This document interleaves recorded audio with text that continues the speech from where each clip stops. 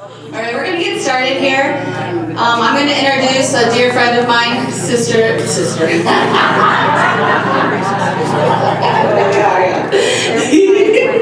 Dr. Celia Williamson from the University of Toledo. I don't have her bio, but she is a dear friend. I've known her for many, many years.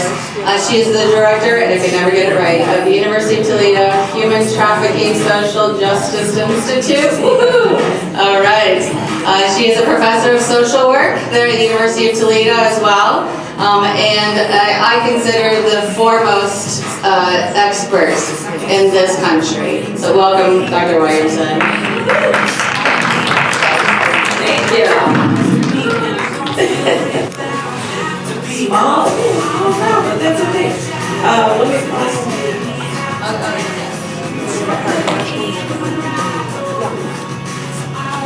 Somebody walk away with the clicker? Hey Teresa, somebody walk away with the clicker? I don't know if there is one.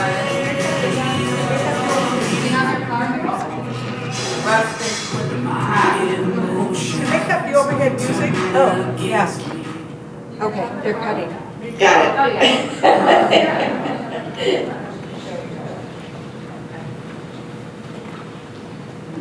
Okay, cool. So I'm going to be talking about trauma and trauma-informed care, trauma treatment, trauma-focused care, and all of those things are different. So first I'll talk about trauma-informed care. Now a lot of people have been trained in trauma-informed care. How many people have been trained in trauma-informed care? A couple people. Okay. Well, when we talk about trauma-informed care, we're really talking about all the professions that intersect with survivors, understanding that those survivors have experienced trauma. And what trauma does is it affects every aspect of your life, particularly when we talk about chronic trauma, meaning you experience a traumatic event, the same type of event over and over and over again, like being sold over and over and over. That's chronic trauma. Complex trauma is when you experience perhaps child abuse or neglect, and then sexual assault, and then trafficking, so different types of trauma over time. So you know how you get in a near car accident, and like you do everything right, and you avoid it, but then afterwards, like your legs start shaking and your hands start shaking, like you experienced a trauma, an acute trauma. But this happens over and over, you experience chronic trauma, complex trauma. And what trauma does is it sits in the body and it stays until it's addressed. It doesn't just sit as well, it moves like a toxin, like a poison. And it starts to poison your beliefs, starts to poison your thinking, your behavior, your feelings. And so being trauma-informed means that we are educated to understand that when somebody acts out or somebody responds or their behavior is inappropriate or their feelings or their thinking, thought patterns, we're putting on our trauma lenses to see it through trauma. Maybe they're not non-compliant. Maybe they're experiencing the fight, flight, fawn, freeze responses to trauma. So that's what trauma-informed really means. And there are 6 principles that coincide with being trauma-informed. And one of them, first and foremost, is safety. So in all aspects of our work with survivors, they need to feel safe. Not only do they need to feel safe, but we as workers, our safety is also important. So organizations that are trauma-informed, they work on safety. Safety for themselves, safety for the staff, safety for the clients, having a safe experience, psychologically safe, physically safe. The next principle is trustworthiness and transparency. That when we work with survivors as professionals, we try to earn trust because there's a lot of mistrust. And so we have to work on being transparent. The more we share with our survivor clients, the more we share with staff as administrators, the more transparent we are, the more we're going to build trust. So trust and transparency in all of our communication, the way we engage people, the way we set up the experience. When somebody walks into an office to be served, what does that office look like? Right? Does it build trust and transparency? What are the photos? What are the paintings on the wall? What are the brochures? Who's in the brochures? Very important, because that builds trust and transparency. Peer support, understanding that this is not the medical model when we work with survivors. It's not like they come in, we tell them as the professional, do this, this, and this, and we dictate the entire experience, and then they walk out and they take that pill or they do whatever we told them to do. That's the medical model. That is not trauma-informed. Trauma-informed means we're peers. We're together in this. That's why people say we're walking alongside, not we're walking in front of you, telling you what to do, not walking behind you and you're leading the entire experience, going down a path you don't know where you're going, but we're walking together. That's peer support, mutual support. If I, as my profession, social worker, if I can't see my client next to me one day, working a job similar to mine, why am I here? If I can't ever see them becoming that empowered, or even more, why am I here? Because we are peers. So I show up as authentic and genuine as possible. And then collaboration and mutuality. I have to be very collaborative. I have to join with my client, my survivor client. We collaborate. I show up as genuine as possible. It's not like they tell me all of their problems. I say absolutely nothing about myself, and we call that a relationship. That is not, you have never made a relationship like that, where you know everything about them, they know nothing about you. No, it should be collaborative.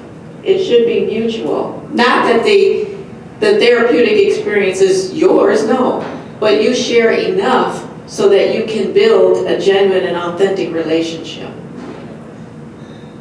So sharing happens in relationship. I have to move this. Sorry, camera guy. Might kill me. Can I? Oh, you know what? Can I turn on this mic? Turn it on. Hit the top button. Forward. Hello. Okay. All right. I can't even see my own slides. Okay. So support happens in relationship. Support happens in meaningful sharing of power. It happens when we share decision making together. And you know, you don't have to be a therapist for the engagement in the relationship to be very therapeutic. And so we understand that every single person in that organization has a role to play. So if you have a board of directors or whatever, you know, how many people on that board are the consumers of what the services are that you provide? Because that's mutual decision making. That's shared power. And then finally, the sixth principle is empowerment, choice, and voice. So organizations work to make sure that survivors have a voice in the situation. We are always trying to empower them. And whoever is in power is trying to listen to the voices of the people in the organization, whether they're staff or their clients. You know that old saying, like, when you go to a meeting and you have all the power, shut up. When you go to the meeting and you have no power, speak up. So, the last one, is cultural, historical, and gender issues. If we're going to be trauma informed, if we're going to understand that people have experienced trauma because of their histories, because of their culture, history of oppression within a culture. And because of their gender oppression, we have to understand that those are the people's histories that we work with. And so we have to be trauma informed on that front. We have to understand why, someone may be acting the way that they do. I remember, I was listening to the speaker before, and he said we have to understand that as parents, we are not our children's friends. I agree with that in mainstream society, but in my culture, African American culture, what I hear is, do what I said. I don't want to hear you. I think you have to be a hybrid. Because do what I said, you have to parent enough to guide, but you have to be friend enough to listen. Right? If I'm not trusted, then my child's not going to come to me with something that is critical. They're going to go to their other 14-year-old friend. Well, that's another 14-year-old brain, and two 14-year-old brains trying to figure out something very scary. I want to be the guide. So I have to be parent enough to guide, and I have to be friend enough to be heard, because that person has to trust me enough to come to me. And if I'm just like, do what I said, there's going to be a lot of stuff going on that I won't know. So culturally, that didn't really hit my ear as well, but I can understand in mainstream society, I can understand the intent. But culturally, if you told my people that, they would say, oh good, I can just go tell my child what to do, and they will run and do it. No, they will pretend they are running and doing it, and then they're on all these social media sites that you will never know about. But if you're friend enough to be a guide, they will tell you the scary things and you can guide them through it. So I think it's nuanced. So cultural, gender issues, historical issues. We have to move beyond that and be culturally responsive. So what I want to talk about is the 3 T's, because most people are trauma informed, meaning they've gone to a trauma informed training, they understand that a lot of the clients we deal with have experienced trauma, and some of ourselves, we have experienced trauma. But they stop there. And let me tell you, when you become trauma informed, that just helps you not hurt people. You understand? When I'm talking about safety and trustworthiness and mutuality, that just puts my house in order. That just sharpens my tool so that I don't re-trigger you, so that I don't re-traumatize you, so that I don't re-injure you. I haven't healed you. I haven't worked on healing. It just stopped me from re-traumatizing you. You see what I'm saying? That's a low bar. People, social workers in organizations that get paid salaries just not to hurt you, that's a low bar. We actually have to do something about the trauma. So it's important that we're trauma informed in terms of how we engage in our policies and our communications and what our agencies look like and that sort of thing. But we actually now have to help. So that's where trauma treatment therapy comes into play. And trauma treatment is different than being trauma informed. Trauma treatment is an actual therapeutic modality using a clinical counselor who sits in their traditional 50-minute or 55-minute, or it doesn't even have to be traditional. It can happen when you're driving in a van going to an event, but there's a therapy going on. There's an actual therapy going on. So what I like to say, when we're working with survivors, we say, well, you've had trauma, I'm going to send you to counseling. They're not all the same. They're not all created equally. It's like I used to think lawyers were lawyers. I didn't know I had a problem, go to a lawyer. No. If I wrote a book, I need to go to an intellectual properties attorney. If I'm accused of a crime, I need to go to a criminal defense attorney. I did not know that. But the same is true with therapists. A therapist is not a therapist is not a therapist. So unintentionally, we can create harm when we say, yeah, go to this therapist. Then I, with trauma, go to 8 sessions and I say, therapy doesn't work for me. Therapy may work for you, but you didn't go to the trauma-trained, certified therapist. See the difference? There is a certification, specific training for therapists to work with clients that have trauma.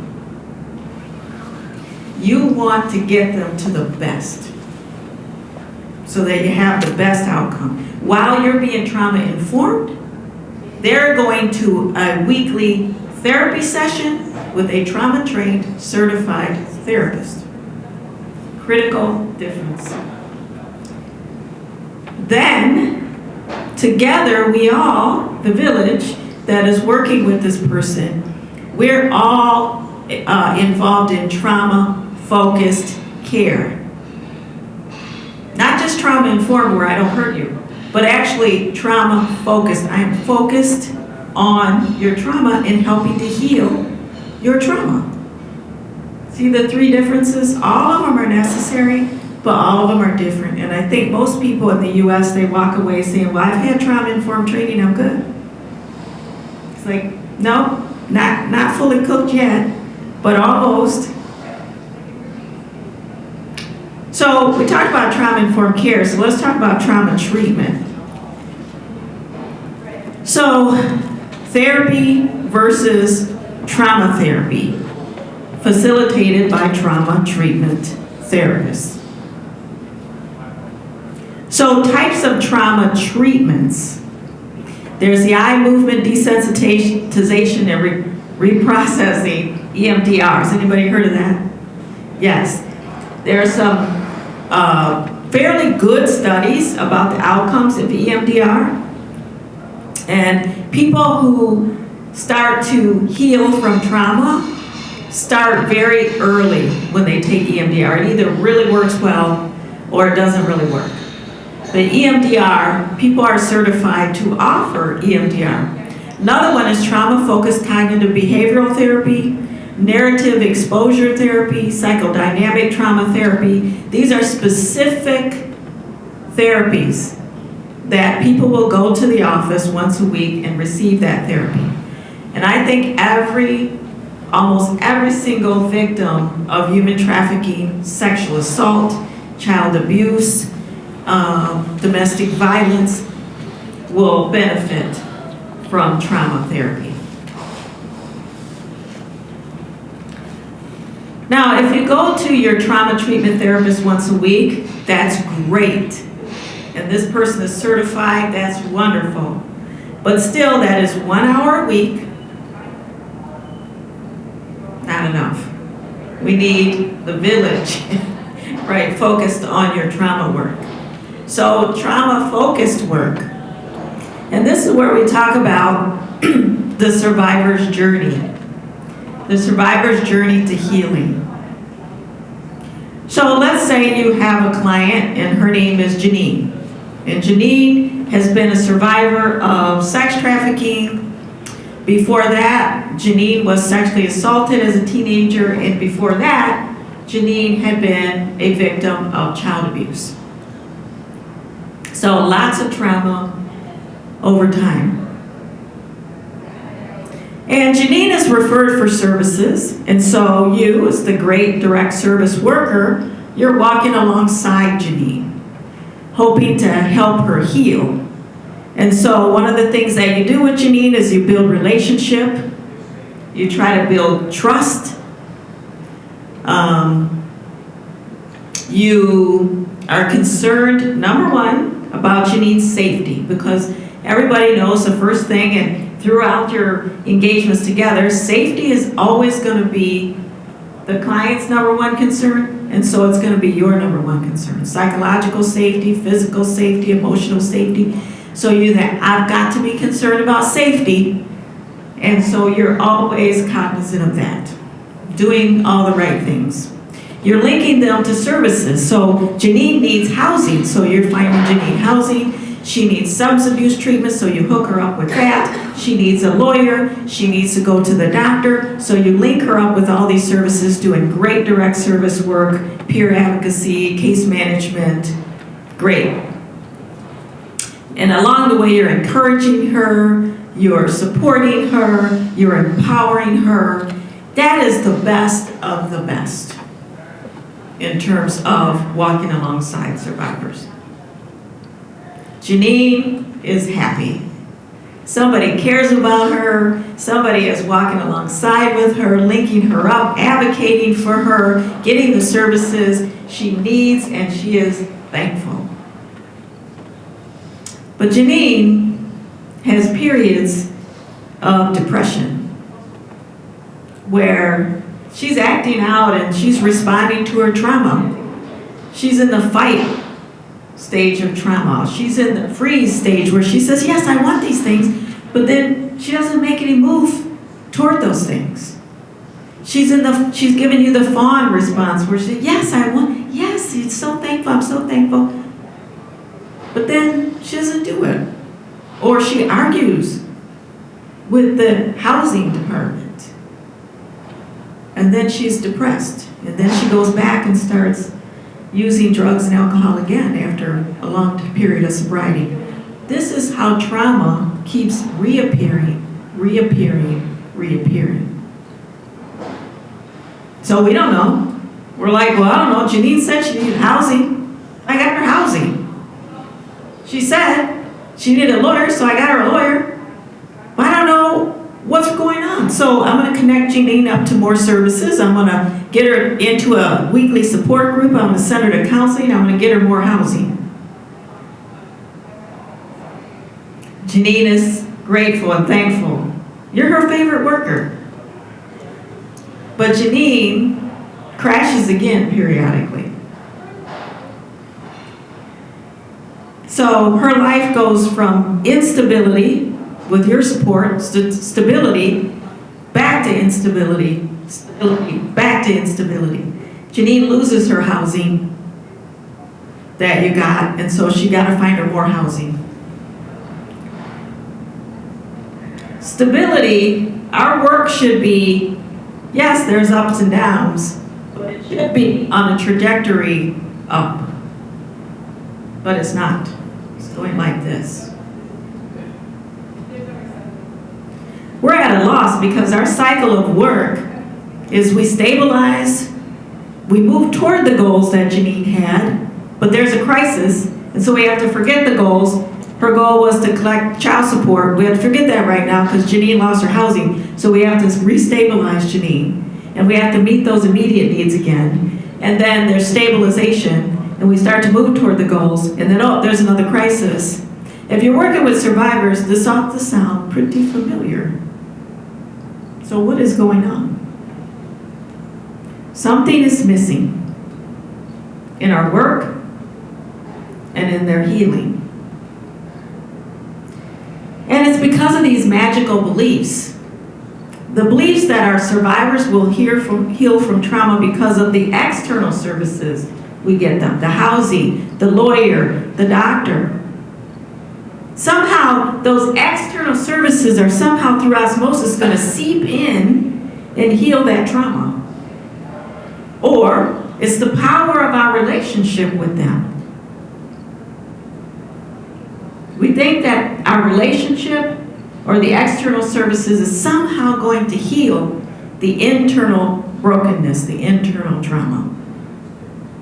But remember the child abuse? Remember the sexual assault? Remember the sex trafficking? And then Janine got into dysfunctional relationships and there was intimate partner abuse? Those traumas just didn't go away. And no matter how many external services you provide, that internal brokenness is still there.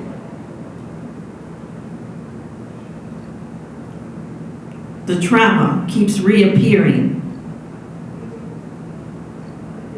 And there's a collusion that happens. There's an invisible agreement when survivors go through the criminal justice system, let's say they decide to prosecute, and let's say the prosecutor decides to take the case, which doesn't always happen because they don't always offer up as credible victims. But let's say all that magic happens and there's actually a case and they actually prosecute and that victim, that survivor actually gets justice, which is very rare, but let's say it happens. They tell that survivor that she now has closure. She has closure. So she goes home and says, I got closure. Right? She sits down and says, what is closure? What does that mean? Am I supposed to close it now? Stuff it down? Put it away on a shelf? That's what I do with my trauma? Or she goes to the social service system and we say, you're a survivor. And she goes, well, I'm a survivor. That's cool, I'm a survivor. And then, but if somebody asks you, how you doing in life? And you say, I'm surviving. That ain't living. That's not thriving. And then the mental health system is going to give you general counseling, probably not by a certified trauma treatment therapist, so it doesn't really work for you. So all three of these systems have let you down. They have not given you what you need. But instead of you saying all three of these systems are wrong, you don't have that kind of self-esteem. So you know what you say to yourself? It's me. I am uniquely broken. I can't be fixed. And of course, if you were in the AA community, you know that every person before they made it to AA said, nothing's going to work for me. I'm uniquely broken and can't be fixed. And then they came to AA and they go, oh, thousands of people are just like me. Right? That's what happens with survivors. It's like, I am unique. Three major bureaucratic systems with very smart people that have been operating for decades couldn't help me. They don't have self-esteem to say they're wrong. But they are. They're wrong. Because they're not paying attention to the trauma and attending to the trauma. We're walking alongside survivors, but my question, every time somebody says they're walking alongside, my question is, where are you going? Where are you going? Because if you don't know where you're going, any road will take you there. So you think that they've been on the healing journey, but in fact, you haven't even started. The goal is to move victims to survivors to thrivers. That's what you are today. You're all thrivers. And you think, well, there's nothing special about my life. Exactly. The only thing a thriver, the difference is a thriver has the tools to be able to deal with problems. You still have problems. Just have the tools. You have the wherewithal, you have the wisdom to know that tomorrow's a better day. That's what makes a thriver. So there are three phases: victim, survivor, thriver, and within the survivor's journey, there are 12 journeys that someone goes on to trauma recovery. So Janine decides that she's going to take the survivor's journey. She decides to go to weekly survivor's journey groups. So in the survivor's journey, there are 12 journeys. Each journey has some truths. And once you understand within your heart those truths, you can receive the tools and experience a transformation. So we call it TNT. Yes, TNT is a bomb. But some bombs don't destroy. Some bombs, they break through. They break through. So, I didn't bring the opening statement with me, so I can't talk about that. But phase one is awareness raising. So, they raise awareness that, yes, they are indeed enslaved, but not in the traditional sense where they have chains around their wrists and their ankles and those type of things. They're enslaved because they have chains around their mind and around their heart. So increase awareness. They have courage to connect. So that chapter is about the courage to connect. And what they do is they build their own bomb squad. We'll talk about that in a minute.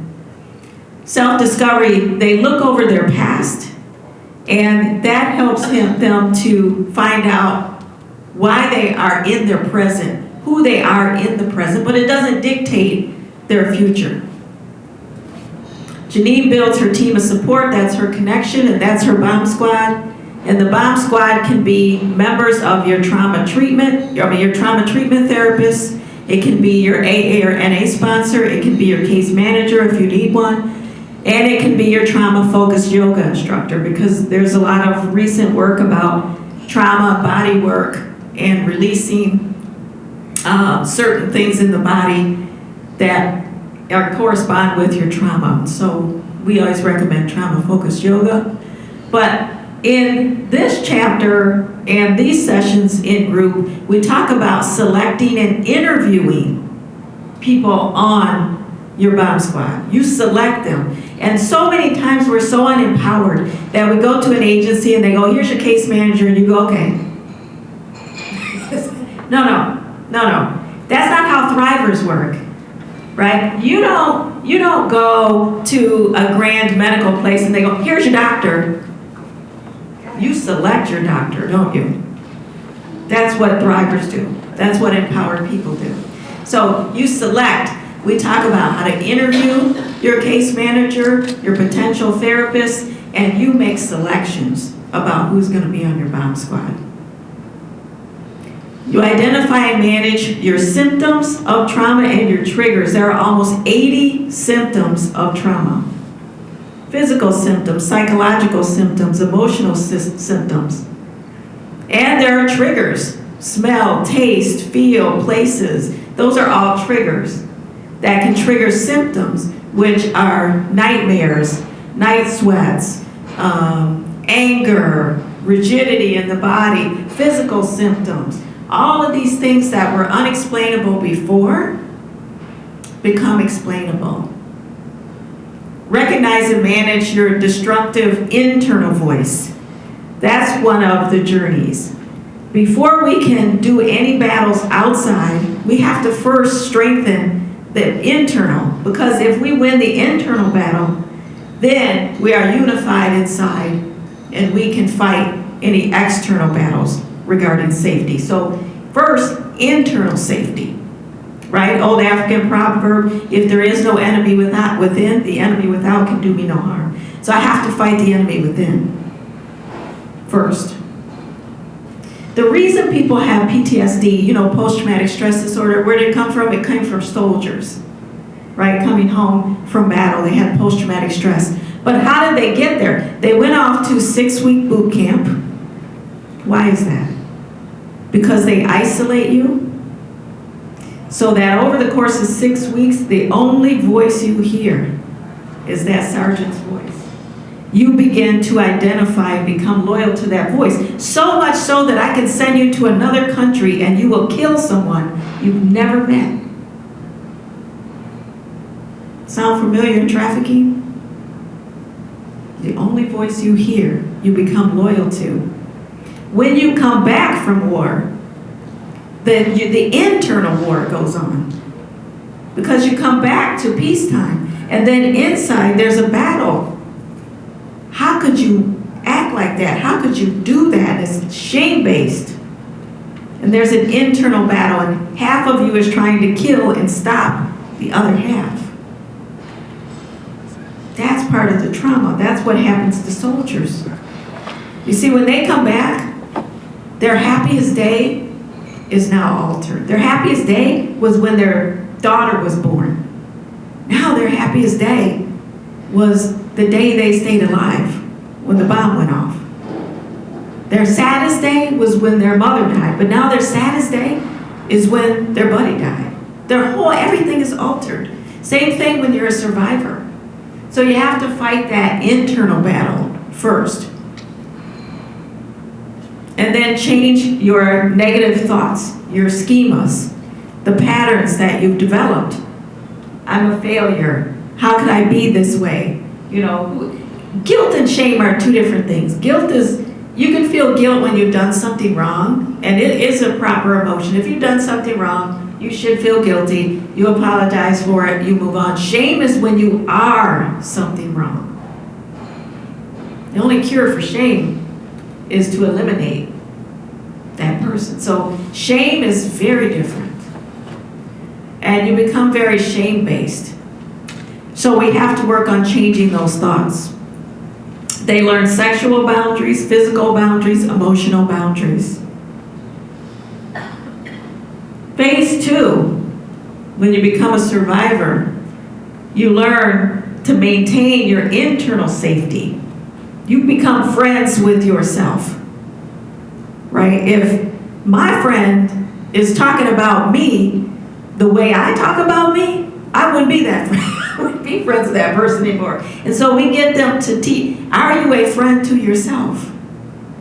So maintaining that internal safety. Then we work on external safety. Where are you living? Who are you living with? Are you with toxic people or are you with nurturing people? And if you are with some toxic people, let's do an intervention on how you individually, uniquely can start to put distance between you and that toxic person. Does that make sense? Okay, so I'm going to stop right there real quick and I want to say, do you have toxic and nurturing people in your life? You don't have to name them out. But here's what toxic people do. They run your blood pressure up. They stress you out. They make your hair fall out. They call you on the phone and talk way too long, and despite the fact that you told them you're busy and you have to get stuff done. They don't care. It's all about them. They remind you of all the mistakes you made in the past. They tell you, why are you even doing what you're trying to do? Why are you working on human trafficking? You can't stop it. It's too big. It's bigger than you. Why even do that? They discourage you. When you see them coming, you're too polite to say it out loud, but inside you go, oh my God, here they come. Nurturing people, they inspire you. They challenge you. They say you can do it. They're not always telling you that you're the greatest thing since sliced bread. They're telling you truth so that you can be better. Toxic people are your frenemies. They act like they're your friend. They just waiting to stab you. Right? So think about that. Write down right now, nurturing people in your life, toxic people in your life. Don't head it nurturing and toxic, but write their names because you need to call these fools out. I don't want you to title it because in case they see it, they'll be like, what do you mean I'm toxic?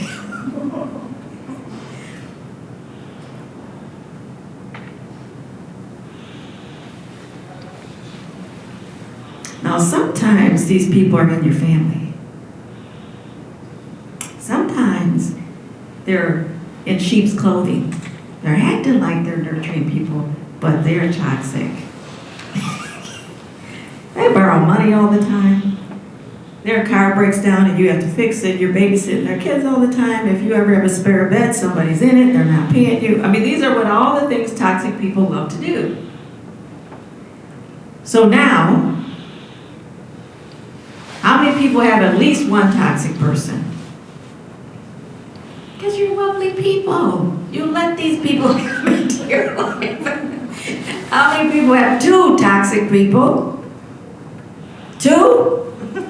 3. Okay, we're doing interventions with these 3 people right here. Okay, so now that you've done the assessment, the intervention. Now, if you all had, how many people, let me see somebody's cell phone. Do you have a cell phone with you? Do you don't have to dig it out, lift it up. Okay, see that cell phone? Okay, that is a suggestion, not a mandate. So when these toxic fools call you, you don't have to answer. See, because you teach people how to treat you. So if I answer every time that you go, what am I teaching you? I'm always available. If you don't want to teach that lesson, don't be available. Don't be available. Trust and believe they will find what they need. Very few times that somebody literally is going to die if you're not there. You're not that powerful. Let them, allow them to learn to stand on their own 2 feet. Allow them to face the consequences they need to face because there's a lesson they need to learn. See, if they're rude to people and you step in all the time saving them, oh, they didn't mean that, they joke all the time. No, that's disrespectful. Allow them to learn the lesson in that moment they need to learn. Let that other person jump down their throat because that's how they learn it. But if you keep saving them, they can't learn it. That's toxic. Do you see what I mean? Now, you start to distance. Don't be there as often. It's okay. You are helping plenty of people. And you need that energy because one thing that toxic people do is they sap your emotional energy, your intellectual energy, your spiritual energy, and your physical energy.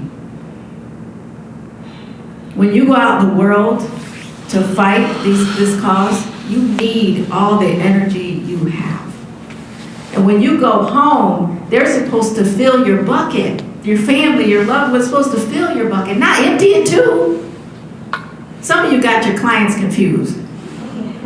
Some of your clients are in your family and you need to distance. So, now what if you can't? Then you can emotionally distance. You don't have to take it to heart, whatever toxic, mean, cruel things they say and do. You don't have to adopt it. You don't have to wear it. It's a 50-pound burden and you carrying it around. It's not yours.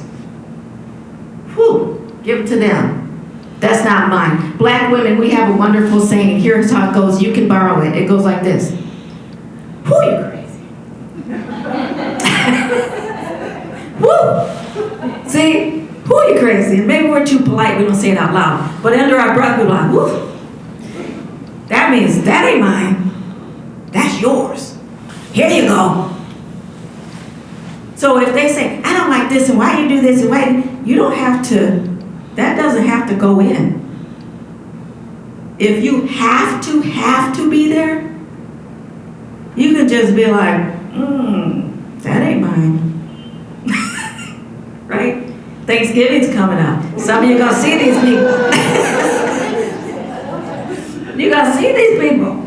And you just sit down and eat, and they're gonna say something very toxic to you, and you're gonna be and you just remember what I say, they crazy? And you let that go, and you just be happy, emotionally happy, because joy is a choice. Right? That's what we talk about in the survivor's journey. It's like joy is a choice. So your external safety, we're going to distance those toxic people. And if we can't physically, we're going to make a plan to long-term do it. But in the meantime, we can distance emotionally. And then trust. We build on trust, but not just trusting anybody, but trusting trustworthy people and learning how to choose trustworthy people and becoming a trustworthy person. We know joy is a choice. We talk about beliefs, obligations, and loyalties, and those are a choice. So when we talk about, there's a lot of unspoken beliefs, like I have to take care of my family even though they treat me bad. You don't. I'm obligated to go over and take care of my cousin because that's family member, even though they did this and this and this and never respected me. You don't. I have to stay loyal. No, you don't. You don't. I'm never a snitch. I don't snitch. Why do you have that belief? Because who benefits from that belief? People that are hurting other people. So why would you hold it? Oh, I never thought of it. Right, because now your beliefs, your obligations, who you're obligated to, who your loyalty, those are choices. And you can choose the beliefs, the obligations, and the loyalties that benefit you in a healthy way. You can make that choice. Beliefs, obligation, loyalties, BOL stands for bowl. And we ask the women, what do you want in your bowl? What do you want to eat today? Because it's a choice. And then healthy friendships, healthy intimate partnerships, how to assess those, how to have those. We look at past patterns, generational patterns of violence, abuse, exploitation, drug abuse, alcohol, and we identify those and try to develop new patterns, live life on our terms. As a thriver, we're now strong enough to focus on self-forgiveness for all the pain and the shame, unburdening and releasing. Now we're looking at our abuser, and we're saying, I'm going to unburden and untether myself from those toxic energies, that resentment, that hatred, that regret. Because that is toxic to me, that hurts me. Our abuser never even knows that this is happening because it's not about them. It's about releasing that toxic energy and living healthy, letting it go. And then, in the 12th journey, we focus on giving back, meaning that thriver comes to groups and weekly meetings to maintain what they have, but to show, be a role model, be a mentor, be a support to other people going through the survivor's journey. So she learns that the road of 1,000 miles begins with a single step. And the lessons that you learn through this talk is that trauma poisons thinking, feeling, behavior. Trauma steals joy. It robs you of a fulfilling life. It poisons healthy relationships. We learn that trauma-informed care is necessary, but it won't heal trauma. It just stops us from hurting our clients. That linking survivors to external services just isn't enough. And that trauma recovery is needed, and that it's a journey. It's a journey to healing. So we have the Survivor's Journey book and workbook. So they come to weekly groups. They read chapters, or each chapter is a journey. They read a paragraph or two, come to group, discuss it. There's a workbook where they work on reflections and challenges themselves. And we're training and licensing people to facilitate the survivor's journey. So who can facilitate? Anybody that's trained. Advocates, peers, professional degree people, clinical therapists. Because each will bring their richness and their uniqueness into the weekly groups. So it is possible to experience a joyful, fulfilling life after trauma, but it takes work, it takes support, and it takes a focused journey.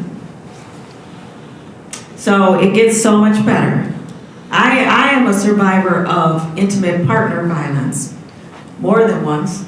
So I wrote this book because I do understand that it is a journey. And quite frankly, I just got tired of people thinking trauma-informed care is all you need, and linking people to external services is somehow through magic is going to heal the internal trauma that people have. So I have, I brought the Survivor's Journey book, if anybody wants to take a look at it, and this is the workbook of all the little reflections and exercises that they work on weekly. So that is it. Any comments, questions? How about your podcast? Yes, I have a weekly podcast called The Emancipation Nation. And it is free. You can download it wherever you get podcasts. And if you're like me, who a couple years ago I didn't even know what a podcast was nor how to get one, but you can go to the App Store on your phone Does everybody know where the App Store heard of that? And you just download, if you have Apple Podcasts, Google Podcasts, Stitcher, there's probably 14 or 15 different platforms. Once you download that for free, you just type in Emancipation Nation and you go to that and you can subscribe and you can get the weekly podcast, or you can just go there whenever you want to and not subscribe, but just listen to whatever episode that you want. We have about 100, almost 170 episodes. People that are professionals, experts across the U.S. and around the world. Teresa's on there, teaching you, so that you become more skilled, more knowledgeable, and in the easiest way possible, because you can be driving, listening to a podcast, you could be loading the dishwasher, listening to a podcast. So it's a great way to do double duty, where you have to do some mindless work and be listening to the podcast as well. So, yeah. Yeah, the trainings for Survivor's Journey, I haven't even started. This book just came like last week. Brand new. I've done a couple online Survivor's Journey groups and things like that. So we're going to try to do a live Survivor's Journey training. That will be 3 days. Also are trying to design an online training for people across the U.S. who can't make it in person. So, and then we're going to do monthly supervision, processing, where we get online together and just talk about our groups and, you know, what we did and what we can do, and processing through issues and problems and situations. So, yeah, thank you for that. Any other questions? Would this be good to do with people that have programming already available in their homes, that are their shelters, homes for survivors? Yes, so Teresa said, would this be good for existing programs, organizations? Perfect, because that's where it fits right in there. So really keen on that idea, because usually people have excellent programming where they're linking them to the external services, or they're providing them shelter and support, general support. But really, if we want the long-term success, then we have to address trauma.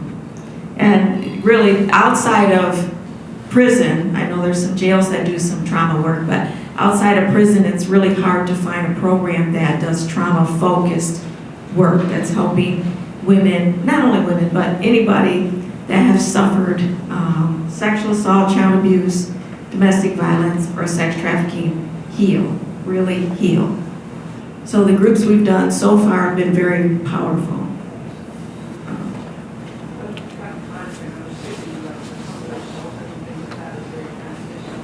Yes. Mm-hmm. General overview of kind of how you approach the program. Yeah. What's the time frame? That's a great question, because I forgot to mention it. But so the Survivor's Journey is an ongoing. It's very much patterned after AA. So people can come in and out of AA for years, and do. The people that are serious do. So somebody could be in Survivor's Journey, they could be working on the second journey, while somebody's in Survivor's Journey working on the 8th journey. It's not like there's 12 journeys, so it's 12 weeks. It can be, somebody might take 2 months to master the second journey. Somebody might take 2 years. So they're coming in and out, but what they find is support with other survivors. They find a kindred spirit, and when you find that, I've seen it with survivors, how they gel together. Teresa knows, we were just having fun last night with survivors, and they just are so comfortable with each other. It's that ability to support one another, and to be traveling, though, on a specific road to recovery. In the book, you could take one paragraph, and you could do an hour-and-a-half group on that one paragraph. What does that mean to you? What does that mean to you? And you can have a whole conversation about one paragraph. So the book prescribes exactly how you begin the group, just like AA does, and then you discuss and how you close the group. And that's why anybody who's trained can really do it, because they will bring their own unique richness to it, but it's very, very comprehensive in that it will lead you through. So people can come into a transitional place, but if they can come back into group, as long as they want to, that's just going to be able to promote the healing, the trust, the relationship, and all the things that we're talking about when we talk about healing. So any other questions, comments? Answers?